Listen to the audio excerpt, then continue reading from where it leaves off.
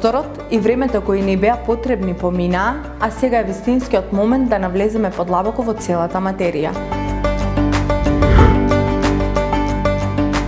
Во македонскиот јазик најчести скратувања се оние со само една буква. Најчесто тоа е првата буква од зборот. Па така, Г ќе биде година или господин, М ќе биде место или машки, С ќе биде село. Кога сме веќе до тука, важно е да се напомене дека мерните единици како што се грам, метар, литар и други се пишуваат со кирилски букви и без точка. Например, М метар, СМ сантиметар или центиметар, Г грам. Многу од зборовите се кратат пред првата самогласка. Например, БР број, ГР град, ПР пример. Некои од зборовите се кратат пред втората самогласка. Такви се АРХ архитект, бел белешка, бул булевар.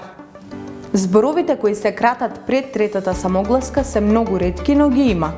Такви се админ административно, неол неологизам, филол филологија. При кратењето на групи на зборови се почитуваат општите принципи кои што ги спомнавме претходно. Например, ИСЛ и слично, ИДР и други, ПРНЕ пред нашата или новата ера. Во модерното време, посебно во последните неколку години, чести се скратувањата каде што се крати само првиот дел од зборот. Например, е-дневник, електронски дневник, е-учење, електронско учење. Заради таа економичност, стои можноста за кратење и на личните имиња. Тие најчесто се кратат по првата буква. Например, А Каренина, Т Проески. Но некогаш, за да биде појасно за кој станува збор, тогаш кратењето оди по втората буква.